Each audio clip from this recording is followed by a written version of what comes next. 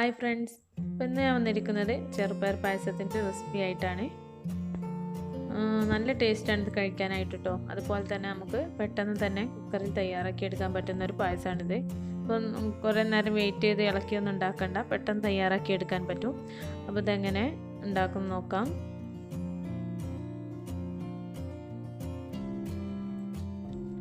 ഞാനിവിടെ ഏകദേശം ഒരു 200 ഗ്രാം ചെറുപയർ എടുത്തിട്ടുണ്ട്.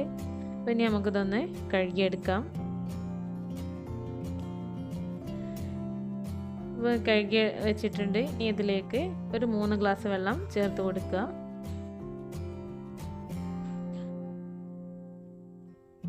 അപ്പോൾ നിങ്ങൾ കുതിർത്ത് വെച്ച ചെറുപയറാണെങ്കിൽ ഇത്ര വെള്ളം ചേർത്ത് കൊടുക്കേണ്ട ആവശ്യമൊന്നുമില്ല. ചെറുപയറിൻ്റെ അതേ ലെവലിൽ വെള്ളം വെച്ച് കൊടുത്താൽ മതി. ഞാനിവിടെ കുതിർത്ത് വെക്കാത്ത ചെറുപയറായതുകൊണ്ട് തന്നെ 4 വിസിൽ വരുന്നത് വരെ വേവിച്ചെടുക്കുന്നുണ്ട്. അല്ലെങ്കിൽ കുതിർത്ത് വെച്ചതാണെങ്കിൽ 2 വിസിൽ മതി. നമുക്കിതൊന്ന് വേവിച്ചെടുക്കാം. അപ്പോൾ ഈ സമയത്ത് നമുക്കിതിലേക്കുള്ള അരപ്പൊന്ന് തയ്യാറാക്കിയെടുക്കാം. അതിനായിട്ട് 1 കപ്പ് തേങ്ങ എടുത്തിട്ടുണ്ട്.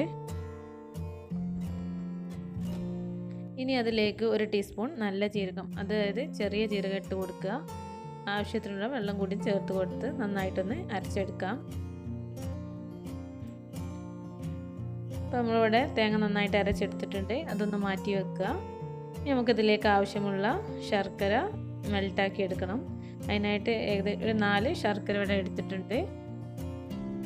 അപ്പോൾ നമ്മുടെ ശർക്കര ഇവിടെ നന്നായിട്ട് ഉരുകി വന്നിട്ടുണ്ട്. ഇനി നമുക്കിത് തീ ഓഫ് ചെയ്യാം. എന്നിട്ട് ഇതൊന്ന് അരിപ്പയിലൂടെ അരിച്ചെടുക്കണം. അപ്പോൾ അതേസമയം തന്നെ നമ്മൾ ചെറുപയർ ഇവിടെ വെന്ത് വന്നിട്ടുണ്ട്. ഇനി നമുക്കിത് ശർക്കര ഉരുക്കി അതേ പാനിലേക്ക് തന്നെ ചെറുപയർ ഇട്ട് കൊടുക്കാം.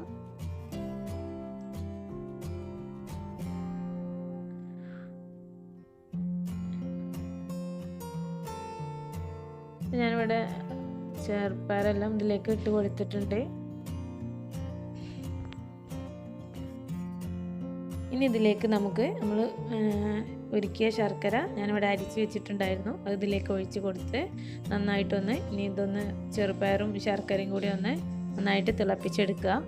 കാരണം ആ ശർക്കരയുടെ മധുരമൊക്കെ ഒന്ന് ചെറുപയറിൽ പിടിക്കാൻ വേണ്ടിയിട്ടാണിത്. അപ്പോൾ അതിൽ നന്നായിട്ടൊന്ന് തിളച്ച് വരട്ടെ.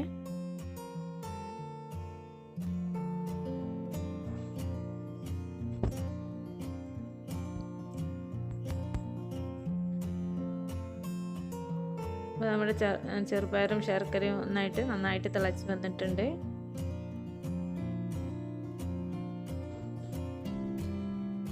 ഇനി നമുക്ക് ഈ സമയത്ത് ഒരു പിഞ്ച് ഉപ്പിട്ട് കൊടുക്കാം. ആ മധുരം ഒന്ന് ബാലൻസ് ചെയ്യാൻ വേണ്ടിയിട്ടാണ്.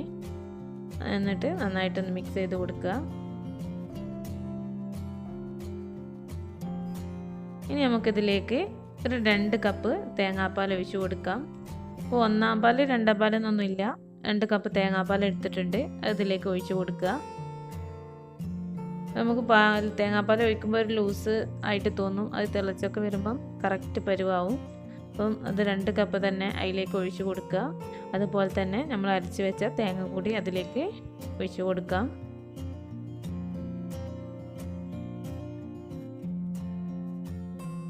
എന്നിട്ട് നന്നായിട്ടൊന്ന് മിക്സ് ചെയ്യുക.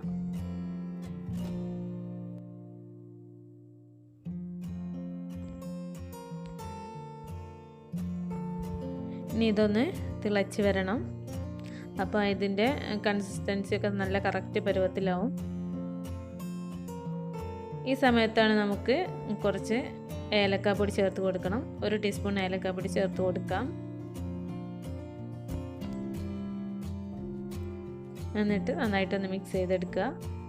ഇനി ഇത് നന്നായിട്ടൊന്ന് തിളപ്പിച്ചെടുക്കാം. അപ്പോൾ നമ്മുടെ പായസം അവിടെ നല്ല തിളച്ചൊക്കെ വന്നിട്ടുണ്ട്. ഈ സമയത്ത് ഇത് ഓഫ് ചെയ്യാം. ഇനി നമുക്കിതിലേക്ക് കുറച്ച് അണ്ടിയും മുന്തിരിയും വറുത്തിടണം. അതിനായിട്ട് ഒരു പാൻ വെച്ച് അതിലേക്ക് ഒരു 3 ടീസ്പൂൺ ഗീ ഒഴിച്ച് കൊടുക്കുക.